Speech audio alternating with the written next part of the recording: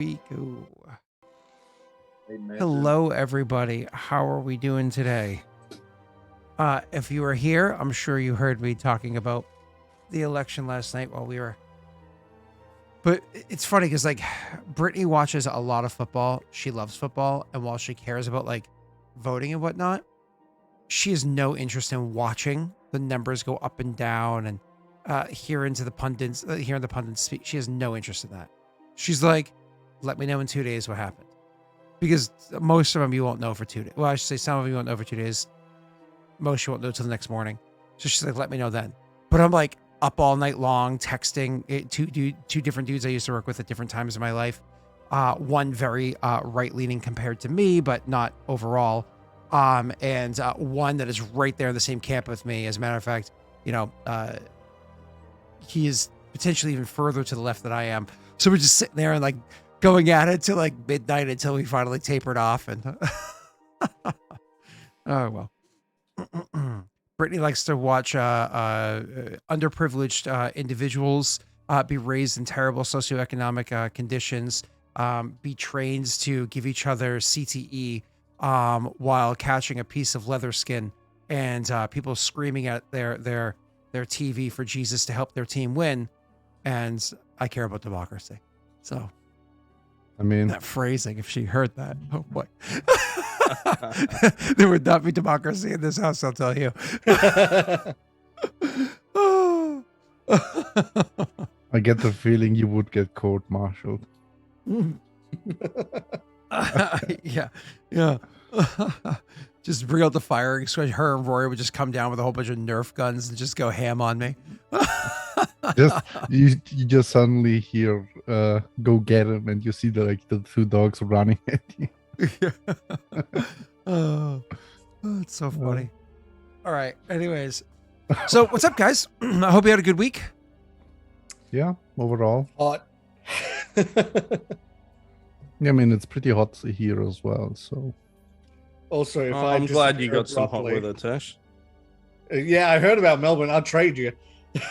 I'm not Melbourne, but we're oh right, no, yeah, sorry. Yeah, but it's honestly, we've had maybe I could count maybe 6 or 7 actual spring days.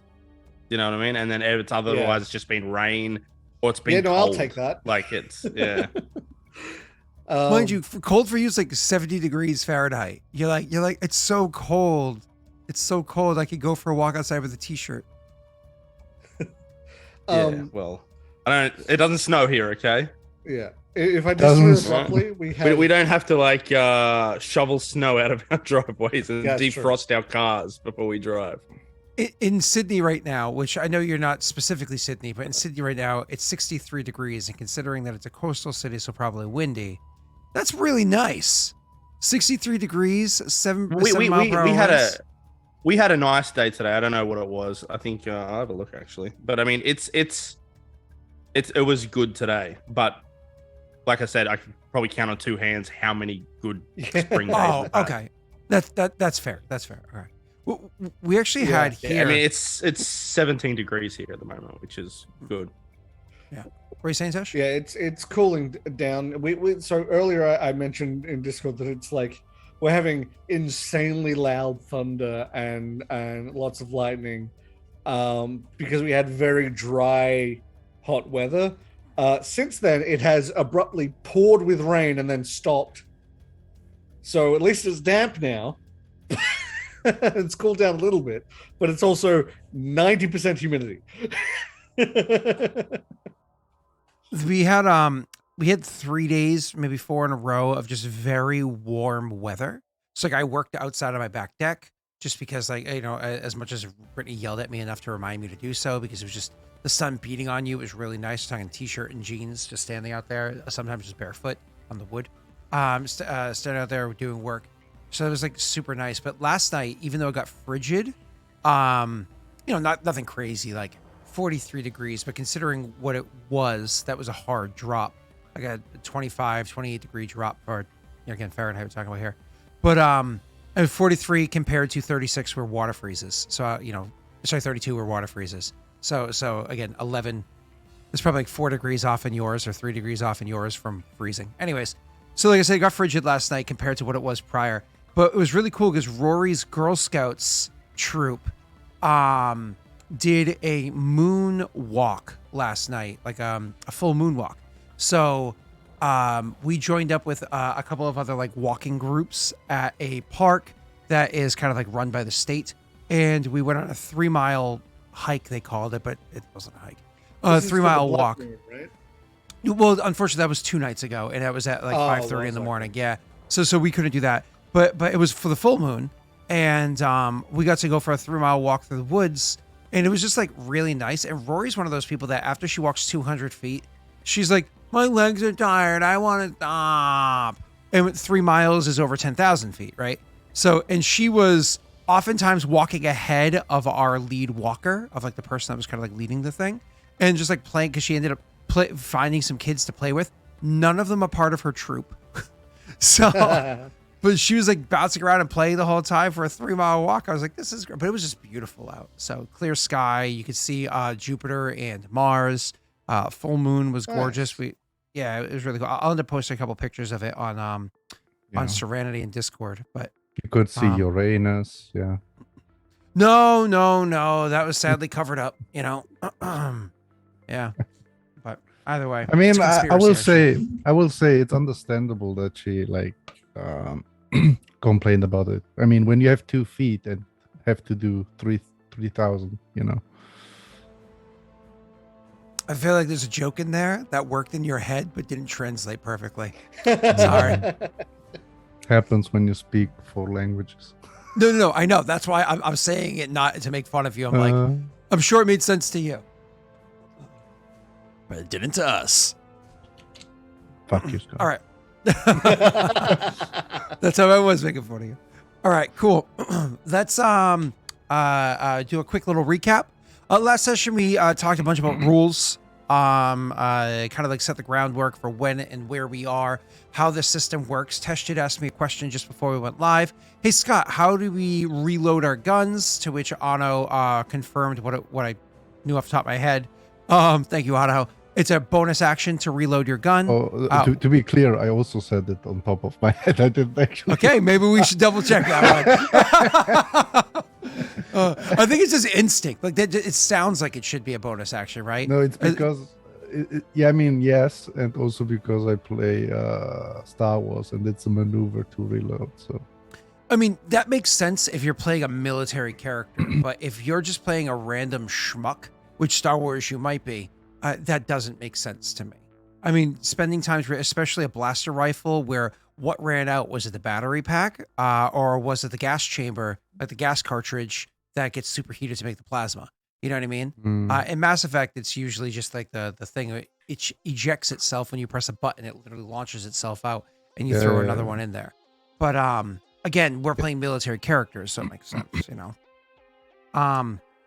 And then we got into the story.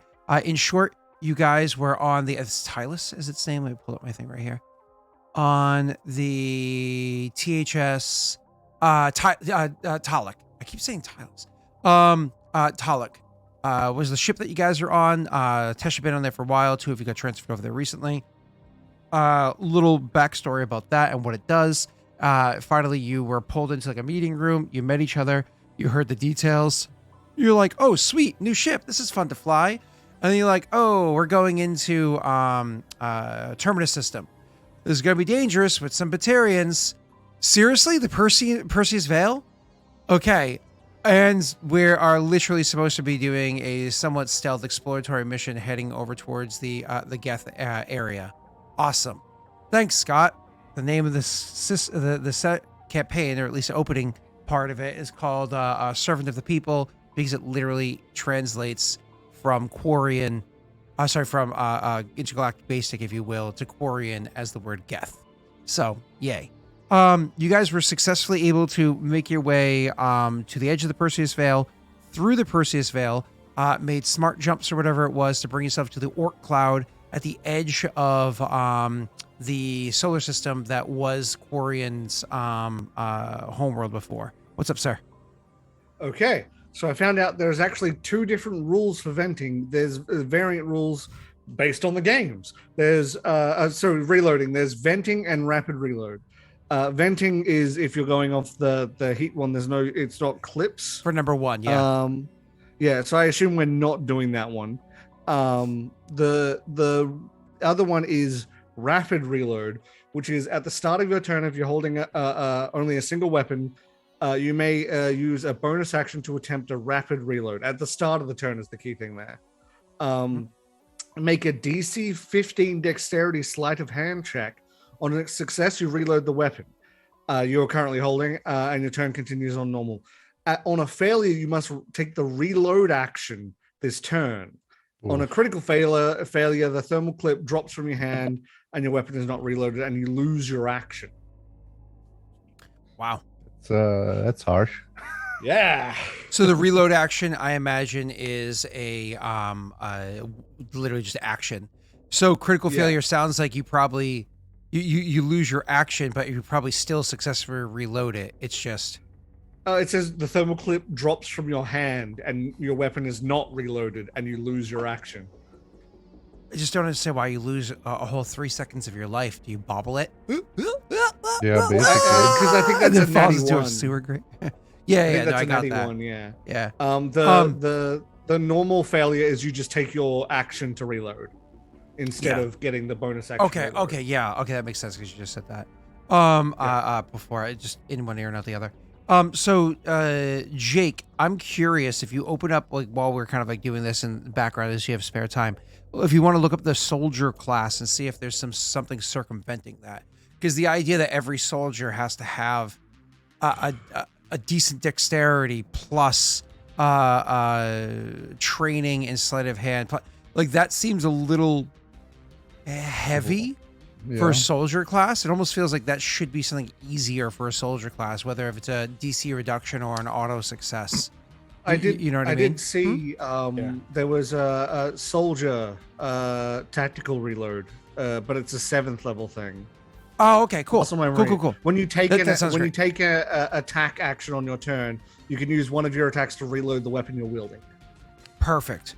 There you go. That's what I was like. Soldier specifically, that makes sense for. What's up, Otto? I was saying, I mean, that's still an action, basically. Well, it's part of another action. You would get 2 attacks by then, so it would be like 1 attack, 1 reload, opposed to. And it doesn't have to be at the beginning of your turn, right? And it's no check as well. Yeah. So in theory, if you have a gun that only has, say, 1 shot left in it, or maybe it's a gun that can only be reloaded once. Maybe it's a gun that only has 2 shots. Sorry, I'm trying to think of a fun scenario. It just says when you take the attack action, you can use one of your attacks, because you would have 2 by then. You can use one of your attacks to reload. Doesn't say a specific which. So yeah. So it's thinking like, so there are shotguns that have 3 attacks. So let's say last turn you spent 2 of your attacks to attack twice. You use up 2 or 3 shots. And then on this turn, you don't want to reload at the beginning of it. So instead you attack 1 more time and then use your other action to reload because you're not going to have any bullets left in it anyways, allowing you to be a little bit more conservative. And then you can use your bonus action for something else instead. Because as Tesh said 5 minutes ago, it is to reload as a bonus action has to be done at the beginning of your turn. So cool. Luckily, I mean, we shouldn't really have to reload too often because our weapons have quite a beefy clip. So depends on we don't want to reload early. So. Yeah. The only thing I will say that like annoys me about this ruling is probably like the DC 15, which is like pretty high. I'm agreeing that feels very high for the average character, because that's why I mentioned the soldier a bit. So I'm actually curious. This is one of those scenarios where I'm contemplating contacting the original author about their opinions on why a 15. Go ahead, sir. Yeah, because I mean, even a soldier with 20 dexterity has basically a 50-50 chance to fail. 55-45 if they're not trained, right? So going more realistically, a 16 dexterity with skill. Like skill proficiency, giving them the +5 is a 55-45. And that to me sounds like I've invested a lot of my character into being able to do this. That seems a little tough. So as I said, I think it's the idea is that the reload action's the normal reload, considering it's saying rapid reload is this rule. yes. So I think that's just like a faster way to reload. Because again, in real life, if you've never handled firearms or know how to reload a gun, so on and so forth, and I'm talking, of course, if you ever have your next magazine prepared, what you see in the movies is not how it's really done.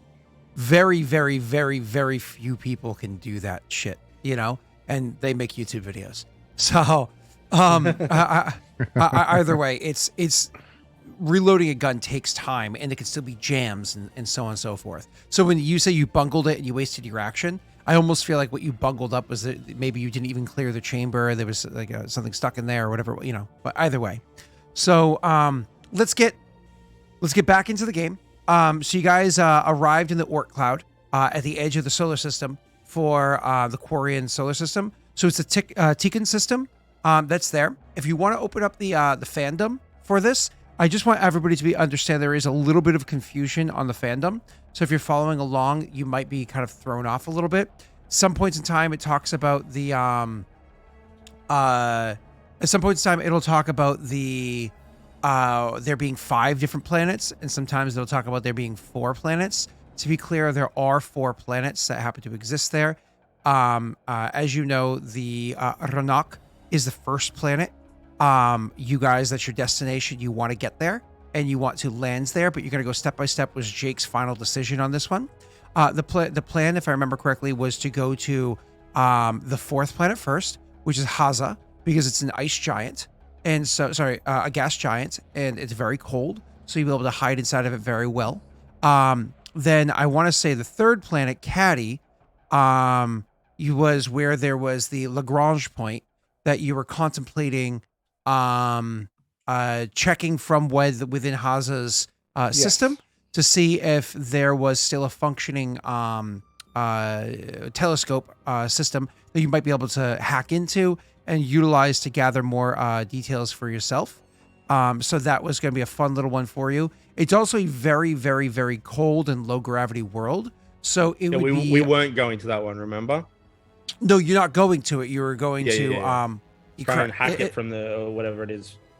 From a distance. Access it from. Wasn't when we going to try, because Anno succeeded so high, from the 4th planet? Yes. That's exactly what I just said. Yep, from Haza. Correct. Correct. But one of the things about Caddy is that if you did need to land there, it is cold enough.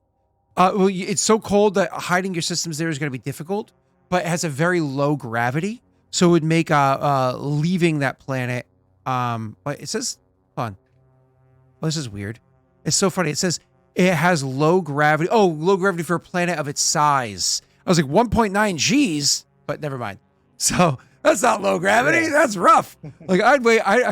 Jesus. Anyway, so that's the one you don't want to end up in the actually in the thing of. You are correct, sir. Then the 2nd planet, which is Atus or Atus. This planet has a very low gravity, it's only 0.57. It is also a warm world. So the idea is that you can stay there.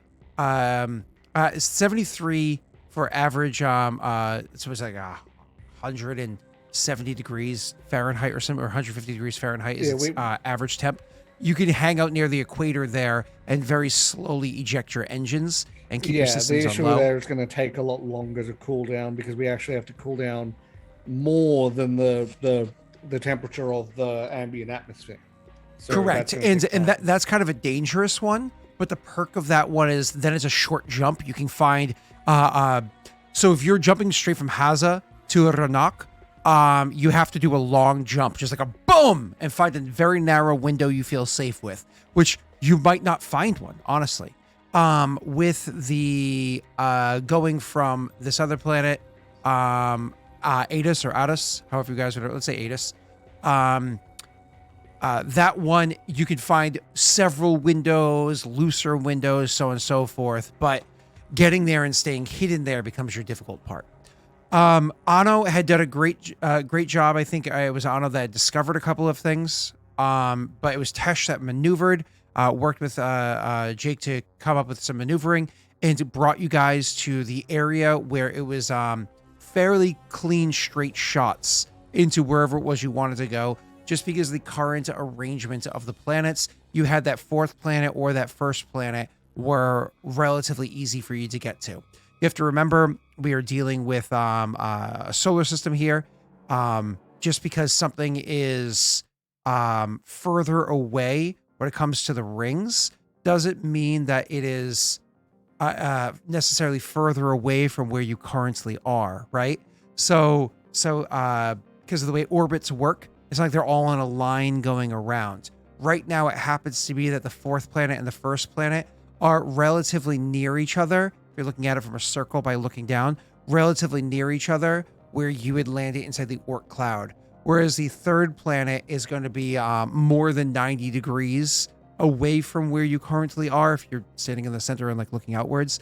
And the second planet is going to be pretty much on the other side. You more or less have to pass the star to get to it. It's not the most convenient of setups, right?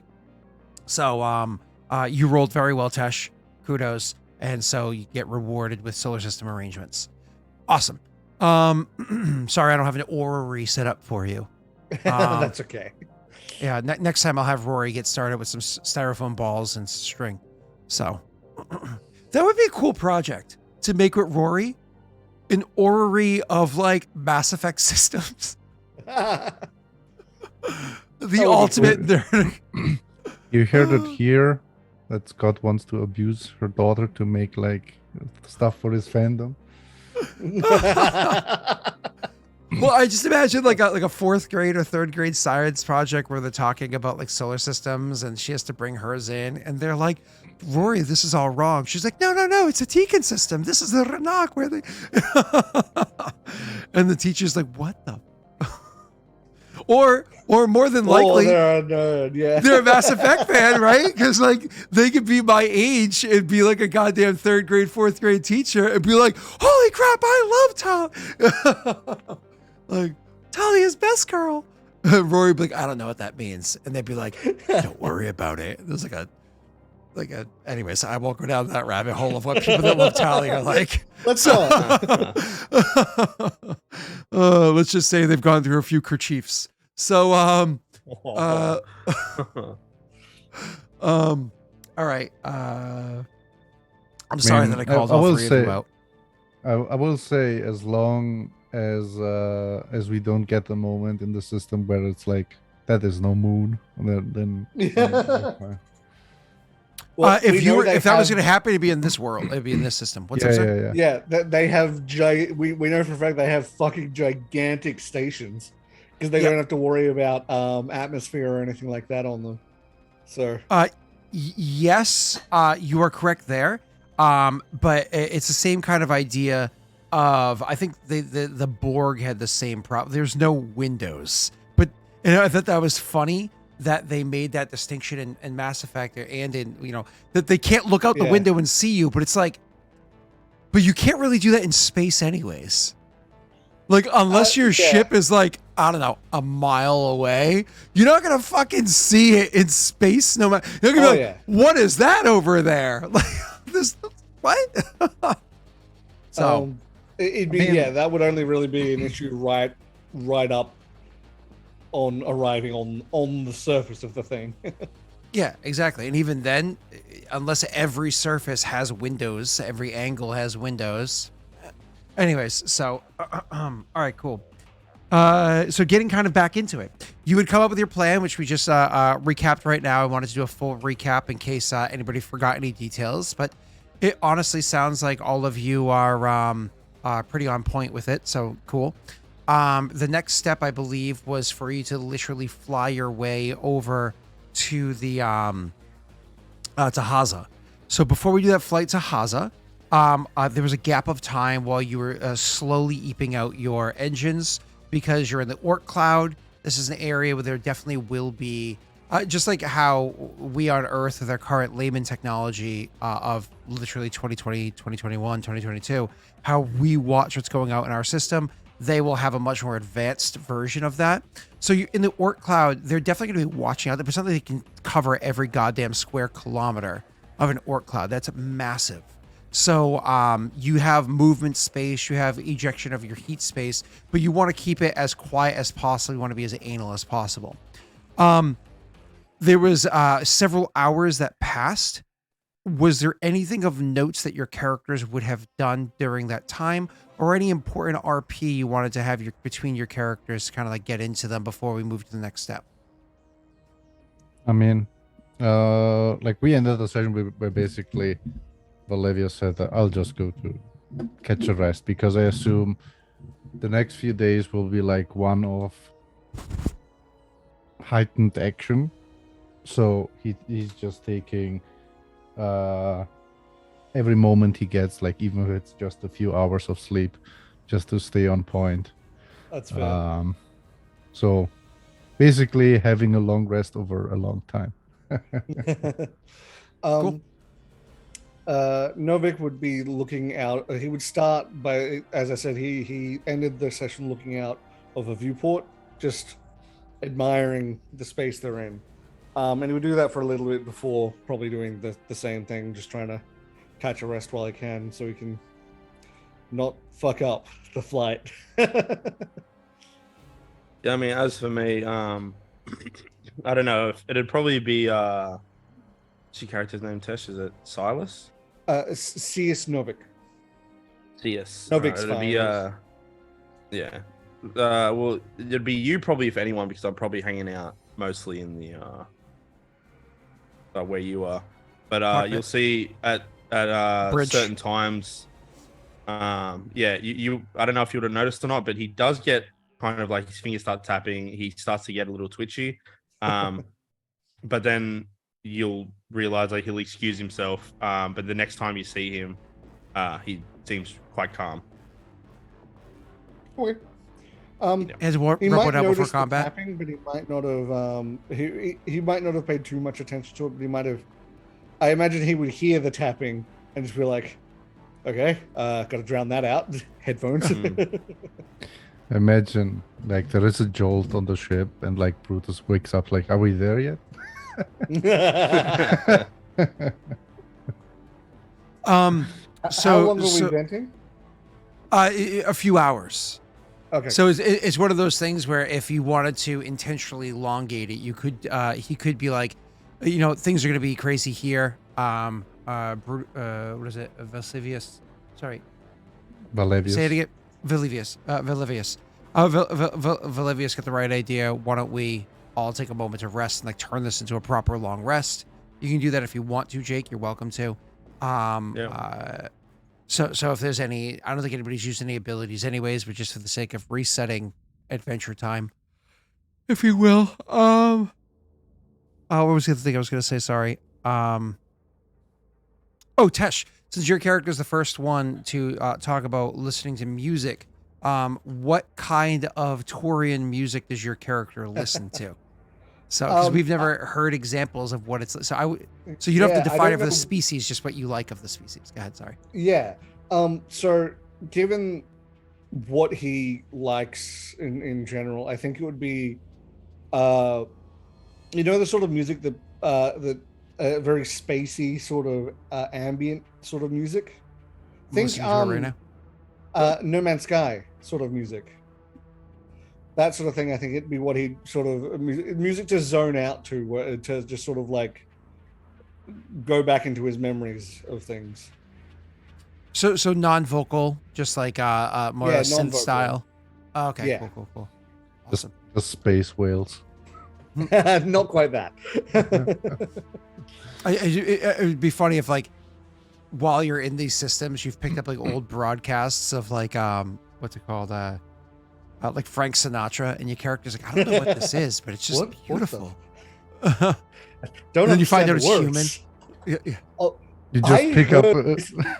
What Turians sound like without the translator, and it's horrifying. I have not heard that before.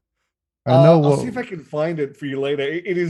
It's like insect chittering and like it sounds like the vulture mixed with insects. I imagine. I like, because of the description, I imagined them like the velociraptors from Jurassic Park. Yeah, That's a what I was little bit. thinking, Yeah. But yeah, I know what will happen if I roll a net one on like a scan check. So I will pick up a communication, it's like Maria Carey, and like, what the fuck is Uh, turn well, it just- off. No, Even that's worse, important. You hear the "All I Want for Christmas" song comes on. It's Yeah. like, no, too early. That's literally what he was referring to, right? It's Oh. funny that she's trying to say that the Christmas season doesn't start without her, and it's like, bitch, you're gonna be dead in like 20 years. Like it started before you were born. It's gonna start after you died. Like, Does what are she you- know what that are like you talking about? it's a joke that retail like workers loathe that song? Does she know that? Well, usually people in positions of like wealth and power have bubbles of like you know, Yeah. yes men, right? So she's It's probably like- surrounded by yes queen, you know. The amount of TikToks I've seen just in this last week of retail workers like hearing it on and just hearing it go on the speakers and just like panicking. Just PTSD moment. Yeah, exactly. Those are the plebeians. Nobody gives a fuck what they think, right? Like their responsibility is to buy her albums and sell her albums. Their opinions aren't necessary. Does she even Certainly still do not wanted. music? Hmm? Does she even still do music, or I have no idea. I don't know. We're just being funny, or at least trying to be. So all right. So you guys take a- I don't care. So Neither do you guys take a proper long rest, and then we're gonna gotta dive into it. So with everybody getting back to their stations and things good to go, it's a matter of plotting the correct path to get to from A to B for this. So luckily for you, again, you do have the VI system takes care of navigation.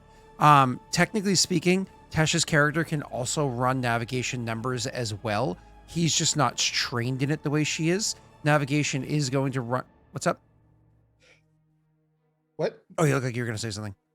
Oh no! I mean, I trust the navigation to the VI. I'm more about the moment to moment flight is what Correct. he's focused on. Correct, which of course makes sense. But being, but it's not necessarily bad. Like unless your character is focused on other things, in which case you 100% you throw it to the VI and trust them. No, I mean he'd be willing to run some stuff. He's just gonna probably trust the VI over his own stuff unless he sees a glaring problem that the VI hasn't, sort of thing. Nope, you're good. So what I'll have you do, sir, is you can go ahead and roll me a unfortunately, so I was just looking at your character sheet. It's intelligence based and you're not trained in it. So you literally have a +0. So you can just go ahead and click intelligence or D20 or put it on your character sheet and click that. And I'm gonna roll for her. it reminds me? That's not too bad actually. That could have been a lot worse. That's good for like just a double check sort of thing. Reminds me when I was driving in the Alps and like the navigator said like, go right now, and like I was on a bridge a few hundred meters above the ground and like maybe no. Like turn right. No, I won't. Yeah. I love it when there's new, what are they called? Systems put in place too, like new bridges or whatever, and the things are updated and they want you to more or less drive through walls. All right, cool. So she had a whole long rest to start plotting this out. So Jake, because she had a proper long rest to plot this out, she's going to have advantage on this first jump. But after that, it's going to go away. Because even though obviously she would have spent the entire long rest to plot out this jump and then try to plan for the next one, it's not going to, more or less it's done in advance. There's not like a time that has to happen between A and B. Sorry, between B and C. She is too many other factors would come in as you get closer that would disrupt her ability to have done it navigation in advance, right? Because you're not trying to have to, because like the scannings that you guys are doing, you don't want them to be too deep. probing. Yeah, exactly. Mhm. Cool. All right, awesome. So I'm gonna go ahead and roll for her with advantage just to make sure that we can get this started. Navigation. Nice. Very nice. Cool. Yep, she crushed it with that one. So it's funny, it doesn't have her name on there, but maybe it's because there's just something you have to put in for which character rolled, as opposed to just saying Daelric. Was it dice options? So Chat no, offers. you roll as underneath the chat. Oh, I'm not gonna fill with that every time. I thought there was a way to do it Yeah. whenever you clicked on a character, but either way, that's fine. So so yeah, the 22, she plots out a very smooth, very easy distance that's there based off of the probing and everything you guys have. It's going to bring you into the gas giants, staying in the safe ranges of the giants, like, gas cloud, staying well above its, topography, if you will, even though it's, gas. And then you guys are going to be able to, within its atmosphere, drive to the side that's going to give you the better view of, again, about 90 degrees off is where the third planet is. That way you can start trying to look into the systems of this, what's it called? A telescope that's out there. So Tesh, for you, the DC is nice and simple, nice and low. You can go ahead and roll for us a flight. By the way, I imagine did you're you see Nor- activating your, whatchamacallit, your silence. Did you see Norway's question? Oh, no, I did. I'm so sorry. Oh, our redemptions are active, correct? So yes, redemptions are active. I don't do it for session 1. Did you guys want to start redemptions this session or next? It's normally 3 Session sessions with 3. nothing. Yeah. A 3 with, I think 2 with nothing, third when we go live, right? I mean, yeah, I mean, this is also like Can't remember. a campaign in which, like a bit of a different campaign. So, I mean, I don't mind if they're already active or not. I think I'll do the at least as I'm remembering it, where they will not be viable until next. So you can add to it, but nothing takes place until next week. Okay, that makes So, sense. Yeah, Does that sound Give good for us everybody? a bit of a foothold on Okay. things. Cool. Yep. I'll allow Also, the dice to be I'm nice. real happy with these rolls. Oh yeah. No, you're doing very well so far. Shut up, Tesh. don't ruin it. Oh, it's Just okay. let- I've already ruined it. I rolled 2 20s on my flight checks when they didn't matter and nearly as Just- much as they're going to matter later on. I've Just- already ruined it. Yeah, just let it happen. Don't comment it. Well, you say not nearly as much as it will. Like you're making it so like your most important parameter, like it's tiered, right? And you've gotten this far. This is awesome. Even if you're, let's get into this. So it's fantastic. I'm not like saying that, but I just know now that I've rolled this, it's gonna go real bad, real bad. It's almost like it was Neil's fault. Yeah. so you guys are you're following along the flight path as you're there, and you're sticking to it very well. But then you see an opportunity, a moment. Remember how I say that it's always described as like there being a path on your screen with alternative paths. You're like looking at the thing and running your own numbers and just seeing like how things are set up before you. And honestly, there is there are no moons here, right? But there seems to be enough space debris in there that you're like, I'm pretty sure this will be able to disrupt its scanners if we don't want to quite drop into the full atmosphere, drop into the gas cloud of this giant quite just yet. I can run along the upper atmosphere of the planet just a little bit longer, allowing for a cleaner sensors array, like check of what's going on over there. Good. If you want to take that chance, you can give advantage to Ano for his next check. I think that's a good idea. Take advantage of what we can now to make the stuff easier later on. Okay. So Ano, you're gonna go ahead and roll your sensors check. I think it's an SSC, is what it's called, with advantage for You mean Or yes? Is that what it is? Oh, who's the sensors? Census is Oh, not Ano. Quarian. Sorry, that's the Quarian. yeah. I'm sorry. Is it Sifa or Kefa? Is it Sifa? Sifa. Sifa, yeah. It's a C, not a K. So I'll fight you. I don't know what that means. Like because in Italy there isn't a K. Okay. Because the Italian alphabet doesn't use the K, the Y, the X, the K, the J, the X, Y, and W. Huh. Okay.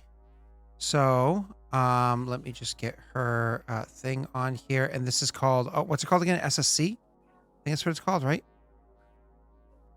I have no clue. It's right inside the Let me handle bring called up the ship systems. Let's try it on here real quick. SSC, yes. Okay. Because the way And- you... Oh, go ahead.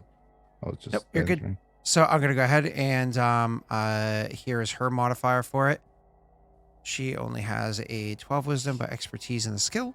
So she rolls With- an advantage on this roll. Yeah, with advantage. Oh, good thing she rolled with advantage, huh? Jesus. Very good thing she rolled with advantage. Okay. So with that being said, she's able to run scans and is able to see a couple of different details. Detail number one, the what's it called? I keep forgetting the word. Telescope. If you will, like a mini space station, though it's not meant to be manned, is in fact intact, and it seems as though the systems are dormant, but seem to be functioning. So it is something that you guys would be able to potentially hack into to use to your advantage, right?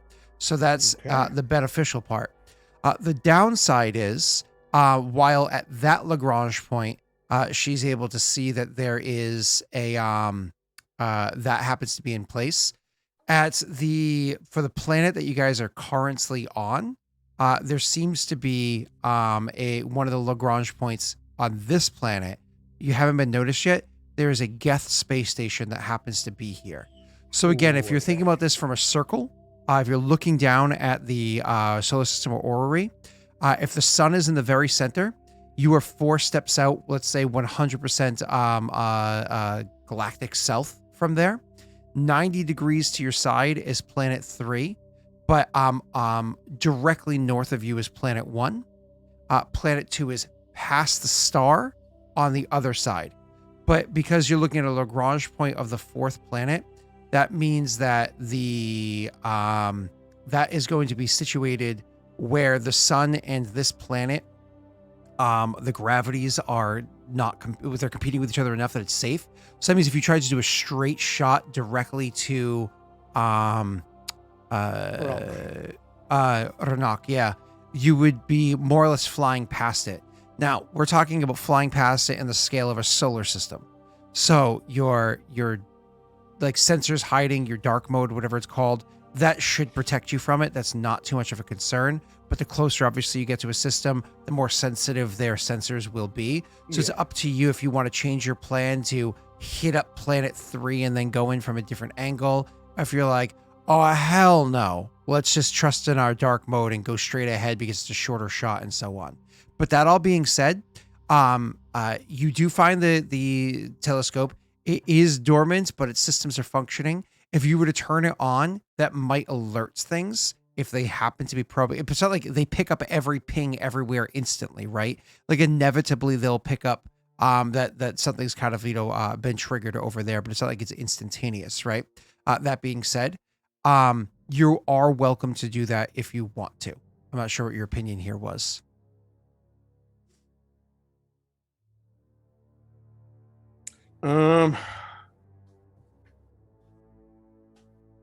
So the benefits of using this thing again was we get a closer look at what exactly The was it different the landing first sites planet? that we have planned on Ranok. Yeah, we We get would a know better... what was safe and what isn't to do our initial landing. Yeah, we get advanced reconnaissance on Ranokh, while what we have is like as old as the core in Exile, I believe. Yeah. So that would like a way to, we are not landing in a Geth base or some shit like exactly. We don't know that they haven't like built in the place where we've got set for a landing zone. To add to exactly what they're saying, because they're correct. That is with visual scanners, but also tapping into with the IR scanners. You'd also make sure that you properly, because like they're like, oh, this volcano's active. How do you know that the Geth didn't like say tap into the geothermal heat that's there for powering XYZ, and that's actually not even a valid site anymore for the sake of exhausting your systems and so on. So like he said, advanced tech and blah, blah. Like advanced knowledge, blah, blah. So what's your I opinion? think it's probably worth it.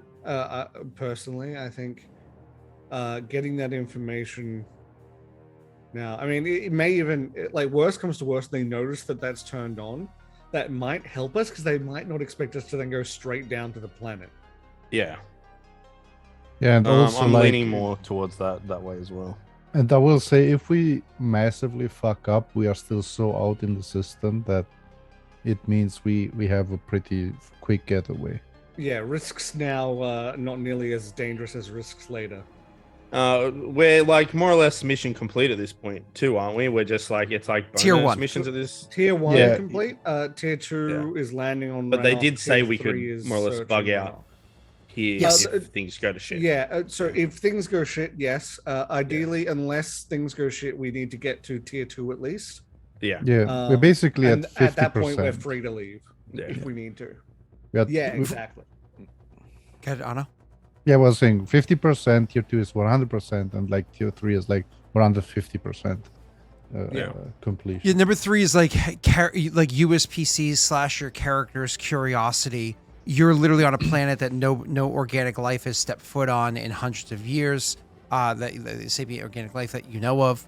You know, so that's the opportunity for you to potentially find forgotten artifacts, see something different.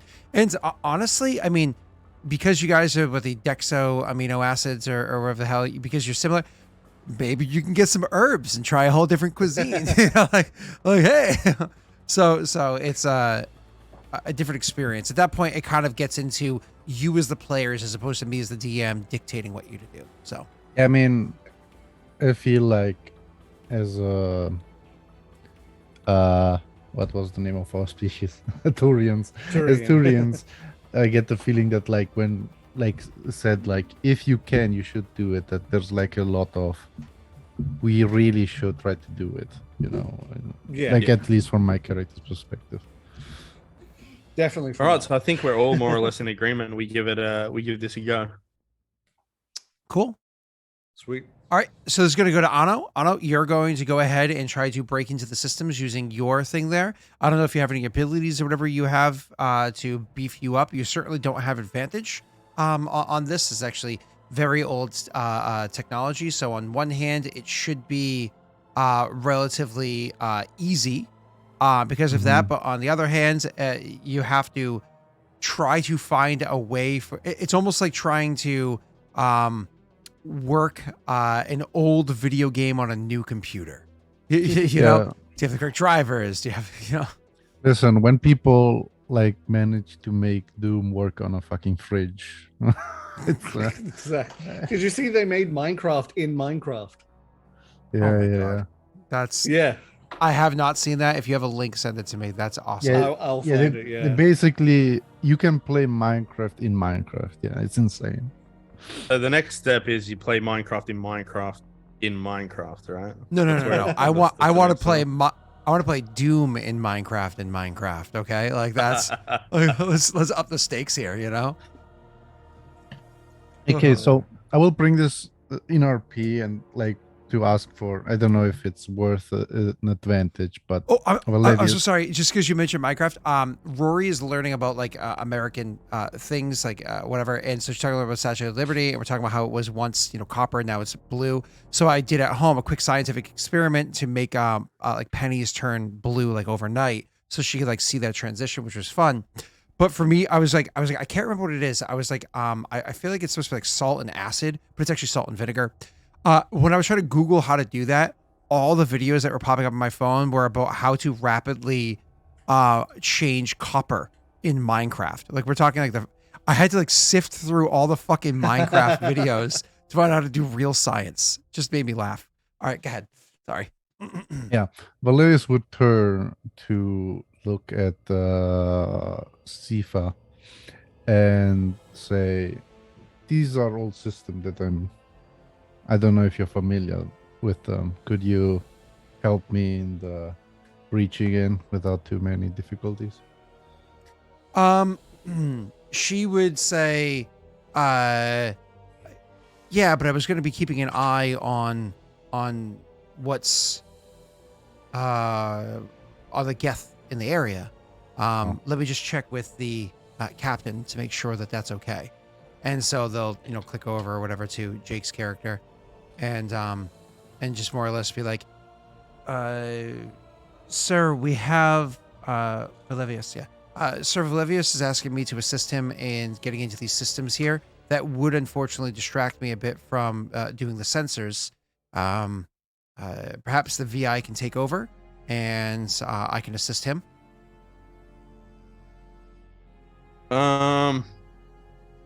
I'll patch into.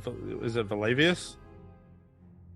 Remember, yeah. you and Tesh are in the same room. Her and Ano are in the same room, so you guys can hear each other right now. Yeah. Yeah. And I'd say, do you need Sifa's help with this one, or do you think it's better for her to stay on the scanners? I know it's old tech. I'm but, sure I could get through, of course, sir. I mean, this is their technology. I haven't had time to study it, but I'm sure I can manage to do it. It would make it easier, but if you believe it's more wise to keep her on the watch out, I will try nonetheless. As much as I think the assistance would be appreciated, knowing Geth movements, if there is any, I think is probably a priority also. Understood. I will proceed then. And that's what I will do. Unfortunately, in the system, every feature you get is basically combat oriented. So Yeah, the system is extremely combat focused. Oh yeah, and we will absolutely be playing with some fun combat shit. Oh yeah, there I'm you looking go. forward to the combat. It's extreme shitty roll. Oof, Yep. oof. So it's one of those things where. Go ahead. I'm sorry.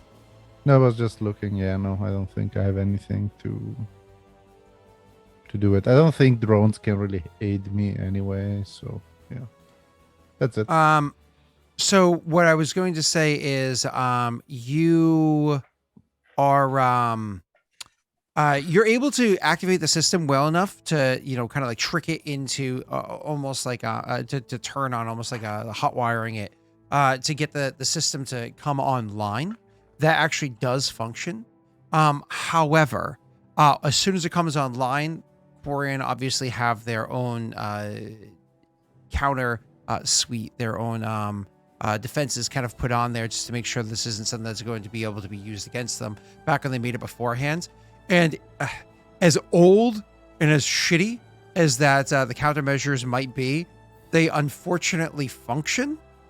It's like the idea of if somebody was to bring like a actual metal like kite shield to a gunfight, it's like it's a fucking shield, but like even though it's so old technology, it could actually work to assist you, especially if you have it angled in a way to deflect as opposed to straight out block. So you are able to get the system turned on, but right now you are not able to get through to access the system to change where it's observing, so on and so forth. You could pick up, because the way that the thing functions is it observes and it beams out information, right? Like that's it transmits information. You could tap into that transmission and you can see what it's observing. And so you're like getting what would, from your character's perspective, be a slow download of information. Like, oh my God, what is this? Fucking 500 terabytes a second? This is such trash, like, or whatever it might be, but you're not able to redirect it yet. That's going to take time, investing time into being able to do so. So I'll leave it to you guys with that. Okay. Out of curiosity, is it like looking at something interesting at the moment? Good question. Why don't we have Norway throw a D100 to see if it's even looking at it? Because you have to imagine like drifting, because space drifts through space, right? So let's see if there's anything there. Yeah. I mean, one can be lucky, right? Yeah. Nope. It's actually completely out of focus. There's nothing of value there. It even potentially raises the concern like, oh shit, is the lens even functioning right? Like, maybe the sensors have decayed. Adds layer to the next conversation you're about to have, because you're not 100% sure they're functioning. You think they are, but you're getting such, terrible imagery. It's just all blurred and whatnot. Go ahead. Yeah, so I don't know how long it takes, but Valevius after a while would say, well, I've tapped into it. It's a bit harder than I thought. It seems the security measures are still functioning. I don't think we've been detected yet or anything the like. But also everything seems out of focus. I don't know if it's because of bad settings or decay. It could be a variety of things. Still, if we wanted to use more time, I can continue to try to tap into it. What do you think the likelihood that it's decayed and no longer fully operational? Should I roll science or something? You think it's functioning. You're just not 100% sure. It's one of those things where you're casting doubt because you're being informative. So Valeris would say, I don't see why they would have decayed, honestly. It's a high probability that this is just bad settings, lack of maintenance and stuff like that. I see. In space, Well, things don't tend to decay, except if they are hit with an asteroid or something. I see. I think continue on for a bit longer. And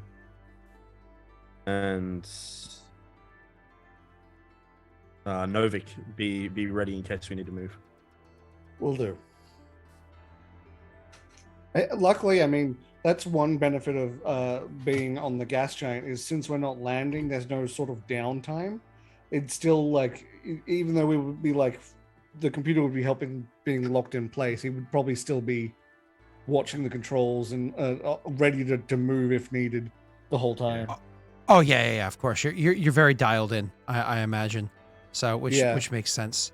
So, all right, cool. So you sir are going to go ahead and try. And again, this is just kind of time that's passing.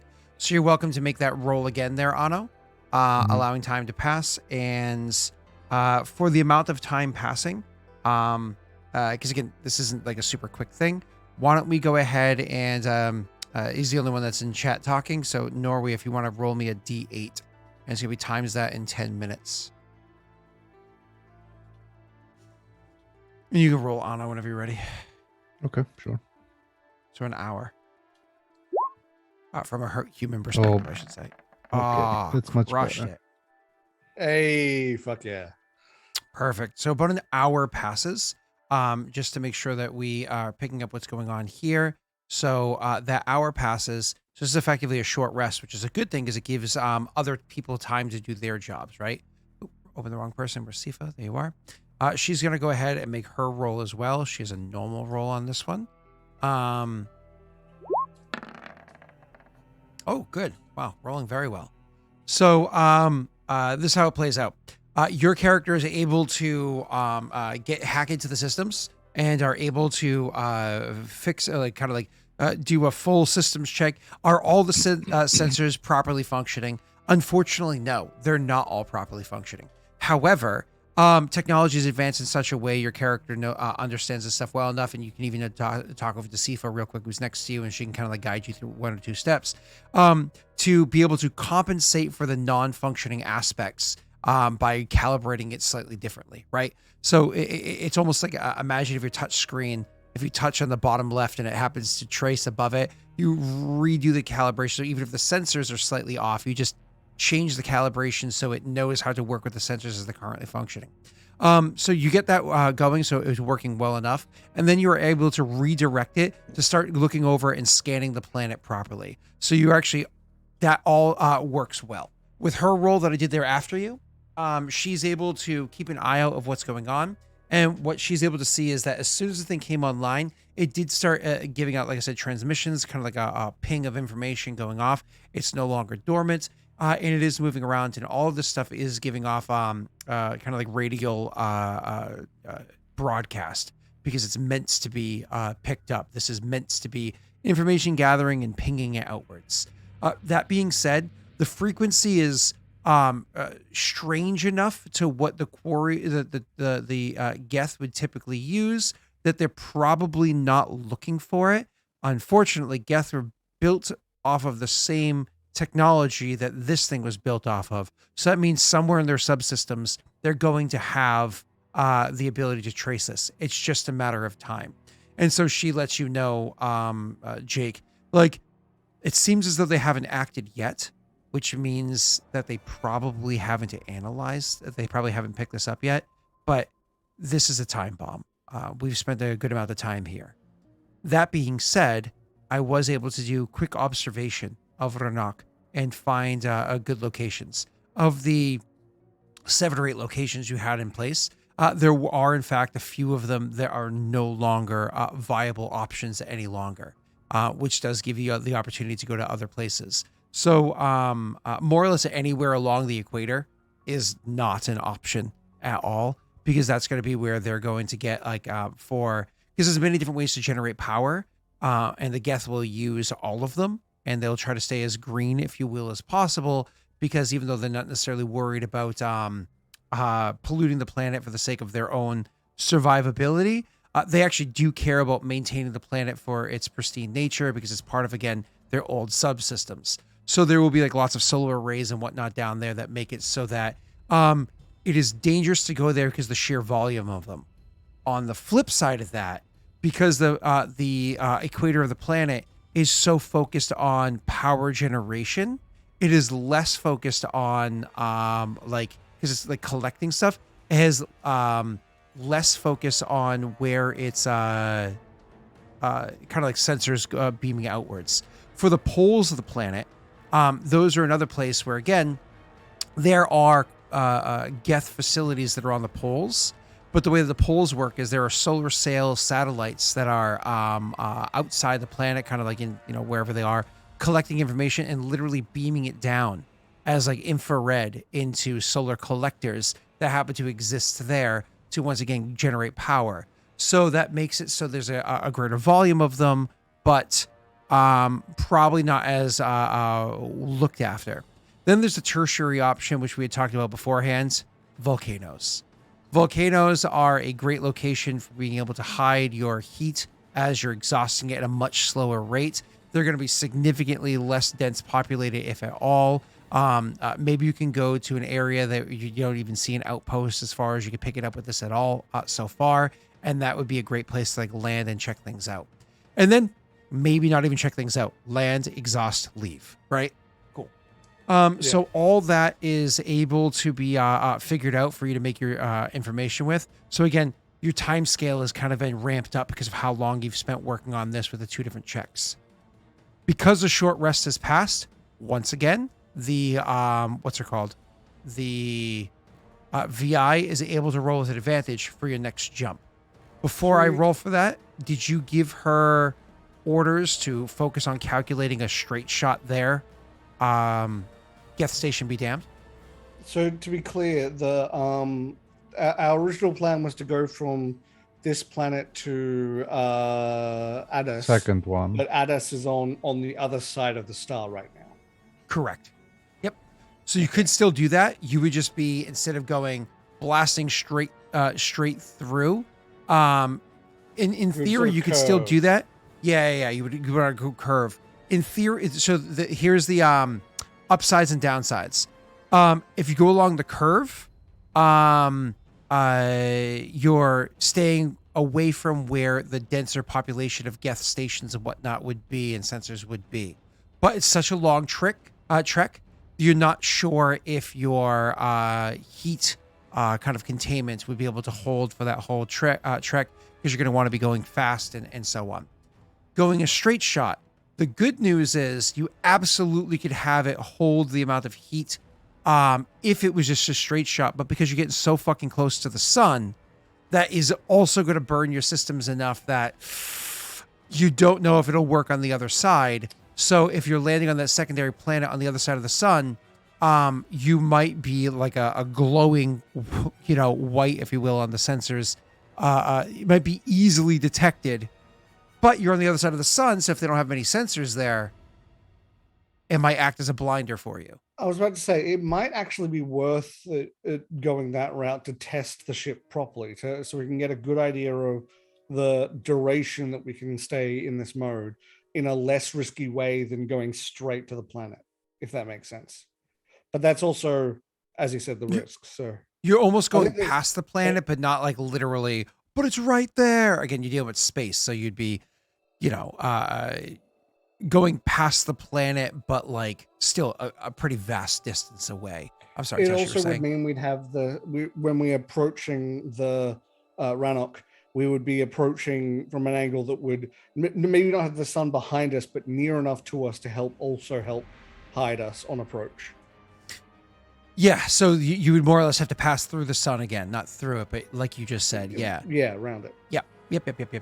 And we would know from going around whether the heat from the sun is an issue or not at that point. So we would know whether we could handle going straight from Adas to Rannoch. And the good news is, even if you did trip a sensor over there, because you can't pass information through a star, if you trip a sensor over there, that sensor would have to emit a signal that pinged off of another station or planet or what have you, and then relay it back and so on.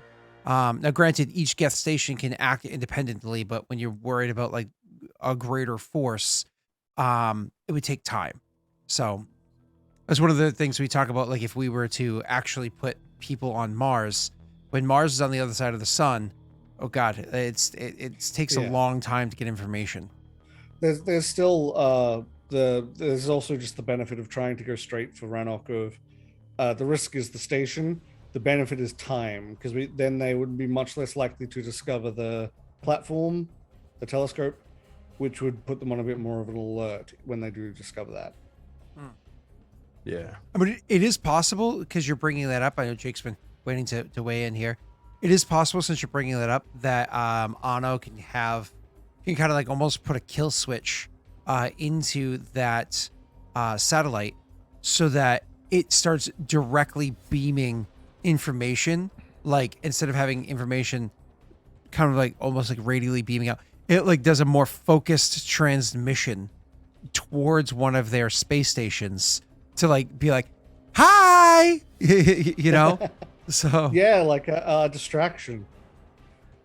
He could trigger a kill switch for that. I was more thinking of like making, like, even if leaving it active, but making it like act erratically, as if like perhaps there was a glitch and that's why it became inactive and it's just doing random things. And like if the Geth find it and detect it, they're gonna say, oh, okay, that's just malfunction, whatever. Yep, that I think that was your initial plan, was to do that, like leave it active and untouched at this point.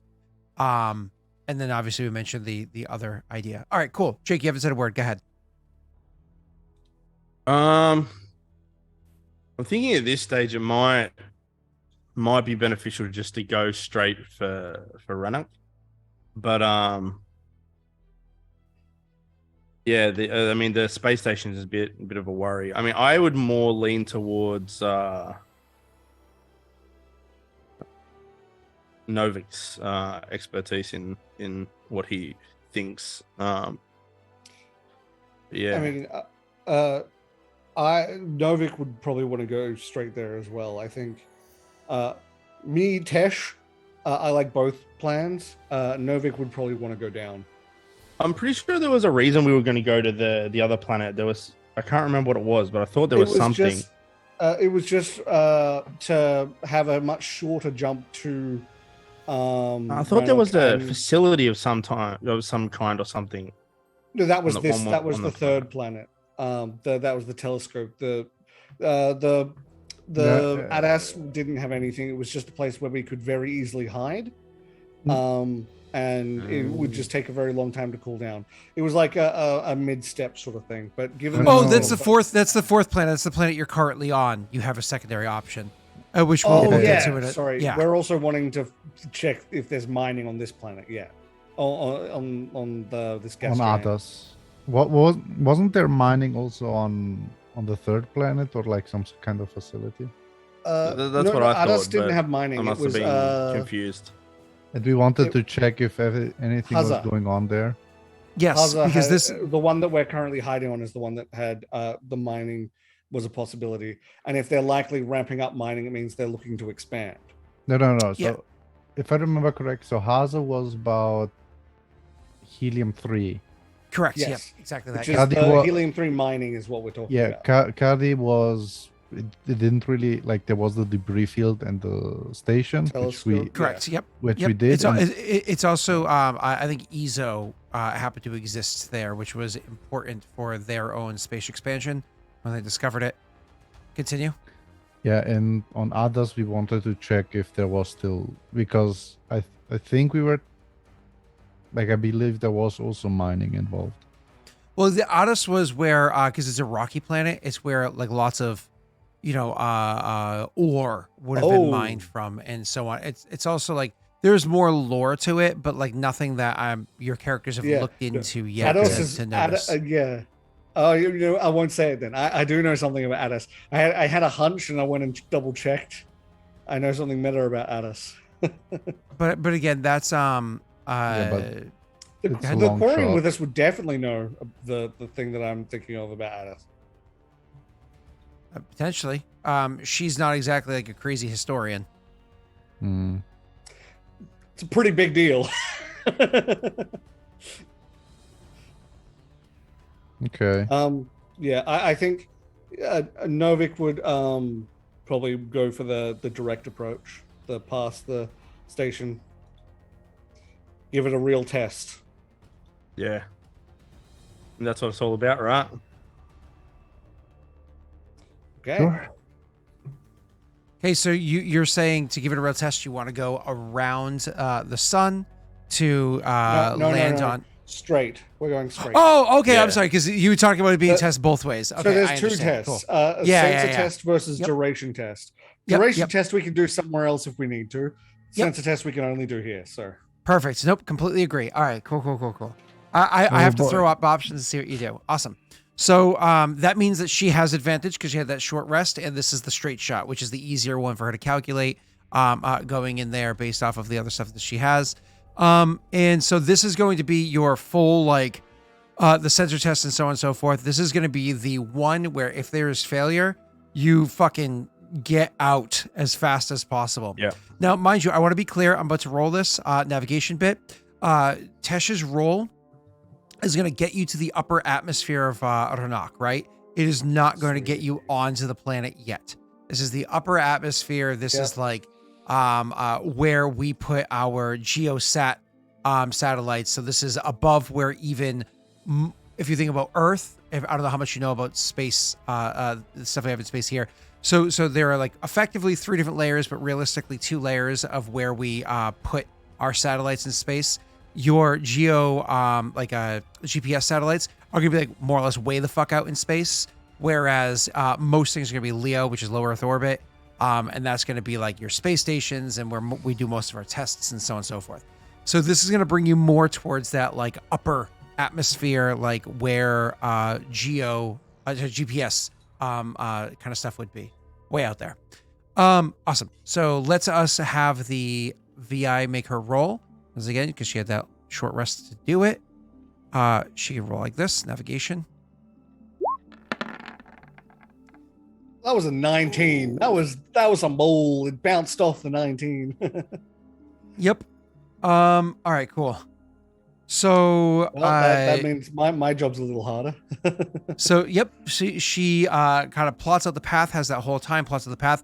Unfortunately, the density of the planet that you're on, like even though it's a gas planet, there's a lot of helium-3 that happens to be here, which affects your ship, which, you know, a lot of... Do we want to scan the planet before we leave for the mining? Yeah, we will. I'll Okay, get cool. into that in a second. So, you know, all the helium-3 and everything else that's coming off of here, it is messing with the kind of like her navigation, her sensors and everything that she's using for this. So as she plots the course, it's one of those, there's too many unknown variables. Like you guys are getting pings off of here. Is that a dormant Geth station, or is it just like a free-floating asteroid or meteor or whatever it is that happens to be inside the area? What is this? What is that? What is that? What is that? And she keeps doing all these calculations, pinging off of what is known from old Quarian data. But with hundreds of years having passed, who knows what else might be inside the system, right? So, unfortunately, doing the best she can with what she has. I'm saying she, but, you know, the AI is more of a they. Beta. Yeah, Beta. It's just they're always portrayed as female in Mass Effect. You know what I mean? But Not that's always, because... most of the time, but not always. The VIs? Yeah, most of the time because Asaris use them a lot, and Asaris are only female. But Yes, not always. well, There are male VIs. Well, male presenting VIs. I don't remember male presenting VIs in the I remember Core a 3 Turian games. one. I remember And Turian one at some point. It was maybe- a science maybe- facility, I think. Okay, sure. I'm not I mean, 100%. I'm not the 100% on that. I Prothean- could be imagining it. Wasn't the Prothean VI? Oh yeah, man. well Yeah. that was in fact. I think it was actually a mimic of a particular person though. Yeah. But I could be mistaken on that one. But yeah, you're right. Good call, Jake. Either way, whether it be a he or she or they doesn't really matter. The VI, we should probably establish it for the sake of moving this character moving forward. Did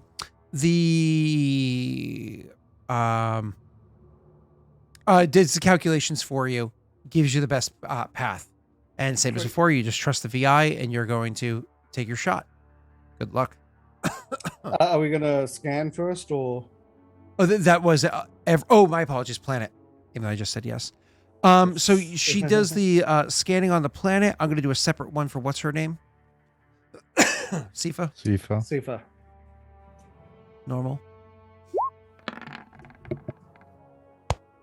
Oh, come on. That was the 19s are ruining us tonight. They're just like 19. Hey, no. So Sifa does a scanning of the planet, and she unfortunately isn't able to pick up any new evidence. There are, of course, old facilities that happen to be here. Some of them are shut down. It seems as though, because again, gas giants, things have to stay afloat, right? It seems as though some facilities would have crashed to deeper into the planet, so effectively to where its core is. I gotta tickle my throat. They became little paper balls, all scrunched up. That are down there, but she's not able to pick up any details of functioning facilities that are inside there, facilities that are worth navigating or investigating. Unfortunately, with this Natty 1, you guys don't even have the opportunity to explore anything if you wanted to. So everything on the planet there's zero detection of any facilities that are even viable for interacting with in person. So no, nothing. Okay. It's up to you now, Tesh.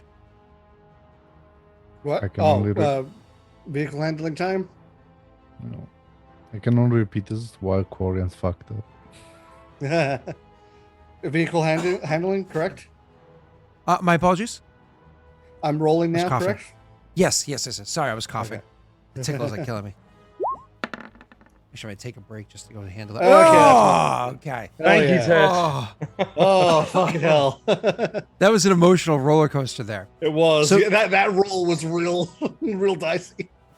Yeah. Okay, so I hadn't worked with this beforehand because it didn't matter up until this point because you guys were going across low uses of the system. More or less imagine that your heat, you're hiding your heat signature was something that had to be done in more or less imagine like a low, medium, and high phase based off of, again, the likelihood that something's even looking in your direction and how much they would pick up and so on and so forth. But definitely have to take a break because I get this nasty tickle. You more or less jack it all the way up to the high phase to make sure that things are going to be running well. Unfortunately, your system can only hold so much inside of its heat well. So with that being said, we're going to have, it looks like only Norway in chat. Norway's going to roll a D6. The system's are fully filled at 10 and anything beyond that, you will be detected. You want Nori to roll that. A 1. Hell yeah. So as you guys are traveling across the area, trying to stay as quiet as possible, you can see you're making your way all the way over to, again, this is like the upper atmosphere. Within like where a Lagrange point might happen to be, because you want to avoid those at all costs. They're going to be littered with all sorts of shit. While you're here, I'm going to have sensors again.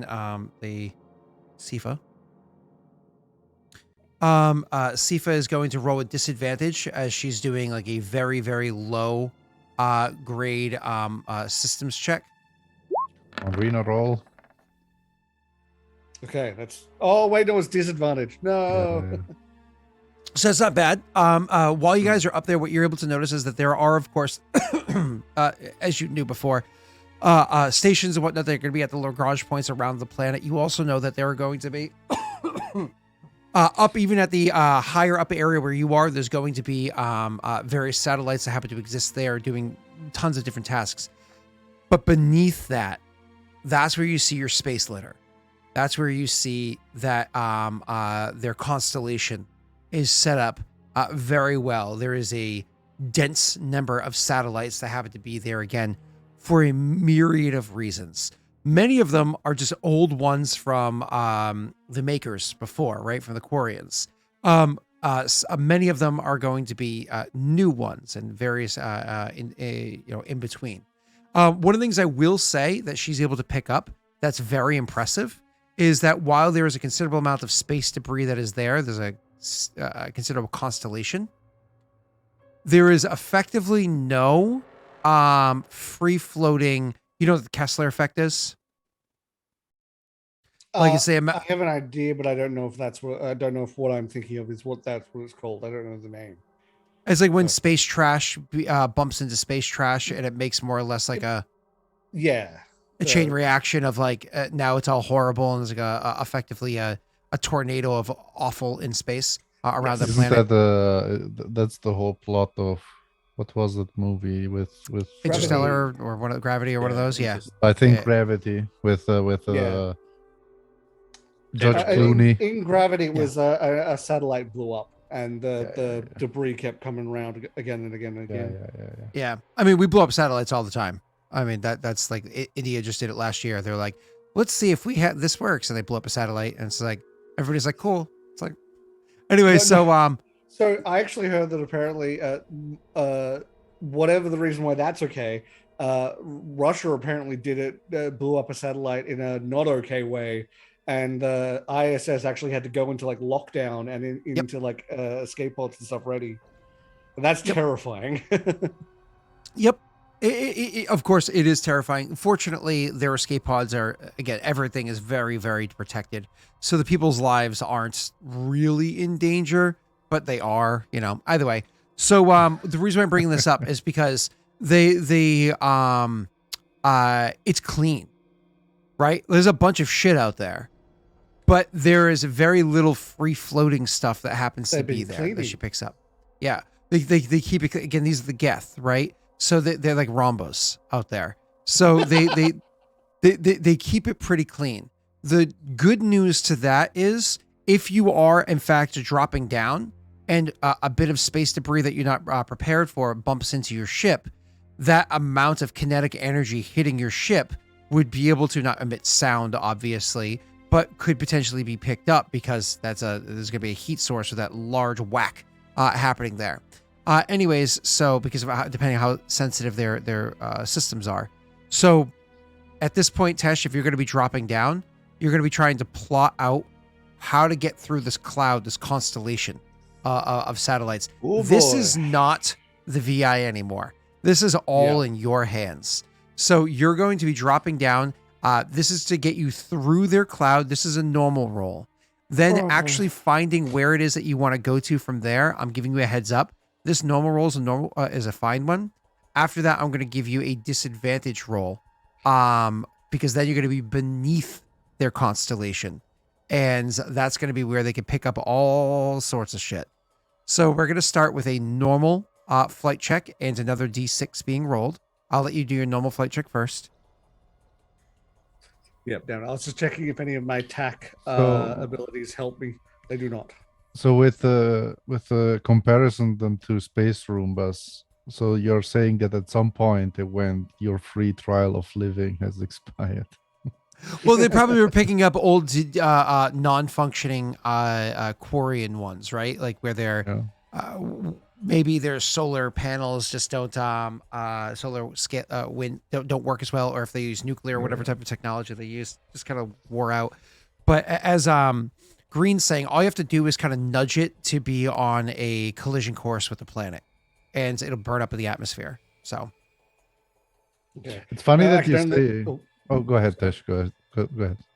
I was just gonna say the only thing I can give myself is advantage on dexterity saving throws, not checks. Yeah. Almost. The fun thing is when you say like, astronauts are pretty safe. Oh, go ahead, Tesh. Here we go. That's not bad. I'll take it. Right. Yeah, that's pretty good. Okay. All right. So, with your result there, sir, we need that D6 inside of chat, to see how much we build up towards that 10. This again, you're hoping for a low roll. So I guess Norway again. Oh, okay. All right. That's So- that's good. That's good. That means Or- no matter what, even if a 6 is rolled, you're safe for one more roll to happen. So definitively one more roll, you are safe. Because at 10 means you're capped out, and they could potentially detect you, but not likely. Underneath a 5, they're not, I'm not even rolling. They can't detect you underneath a 5, right? So you're at a 4, you're safe. So you're able to drop below this kind of like the systems that are there for the sake of them being able to find your ship for again looking up heat signatures and how much of a transmission you're giving off. All of that is being kept very, very, very quiet. But now there's visual sensors. There's things like cameras and the like motion sensors, things like that that can actually pick up what you are, radar, like now that you're on a planet, there's a million more things that can be used to find you. This does also mean that as you are entering into the planet's atmosphere, part of entering into the planet's atmosphere does increase the amount of heat that your ship gives off, because obviously you're there. I forgot to factor that in when I was Friction. describing beforehand. So that 4 expands outwards, but you're not entirely sure where that number is. So it's kind of like a 4 plus question mark. That happens to be there. So again, if there's another roll, you want it to be very low. So as you're landing on the planet, Jake, you never told us where you wanted the actual landing to be. Oh yeah. I described the poles and the fact that there's effectively like solar collecting satellites above the planet, beaming down energy. There's the solar farms along the equator, and then there's areas kind of over by what are they called? Volcanoes, which are going to be sparsely populated, et cetera, et cetera. Or, I mean, you guys are PCs. If there's any other ideas that you had. I think volcano is a really good one. I think just for the heat alone.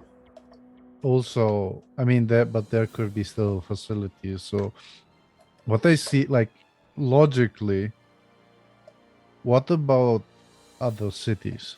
Since I mean, I don't think Geth have much use in cities that are not on the equator and such. So that means that if there are cities that are deserted, that means there could be also sparsely populated because there's nothing really there to do for Geth. Because there's we might be able to hide literally in like a building. or in a hangar, like in a space. Hangar, yeah, that's what I meant. So if That's a that, good I mean, point. yeah. Would we so- know? Like, would we know if there were any abandoned cities from the scans we got? Yeah, definitely. You would definitely be able to find every city that exists is going to be abandoned, right? So that's Is there a any really good specifically question. near the volcanoes? Any of the volcanoes? Oh I'm yeah, not yeah, talking yeah. about like right on top of, obviously, Yeah, but yeah, like What you don't want to have a Oh crap! What's the name of it? It's an Italian city. Pompeii. Pompeii. You don't have a Pompeii, you know? But yeah, absolutely. I know what you're looking for. One where maybe you can land by a volcano and easily transport to a city or land closer to the city or whatever. To answer that question, yes. There are many of them that happen to be there. And again, you do still have old planetary maps of what existed. So all of that is there. But as for doing a better scan of specific cities while you're landing, we could 100% have that be done. So we could definitely have you guys like, okay, we're pulling in the landing. This is part of the disadvantage check of Tesh's roll is because he has to stay in the air longer while you guys are picking a fucking location. Because even if you're like volcano, it's a matter of which one, where on it. So that's part of the disadvantage roll I'm putting on him. So yes, Jake. Yes, Anno. I mean, the core issue is, okay, we can land, but if we want to, for instance, complete the third part, the question is also, what are we even looking for on this planet? If there's anything that we want to check out, what do we want to check out? It's a good question. Yeah, it is a good question. There are 4 people on the ship to get opinions of.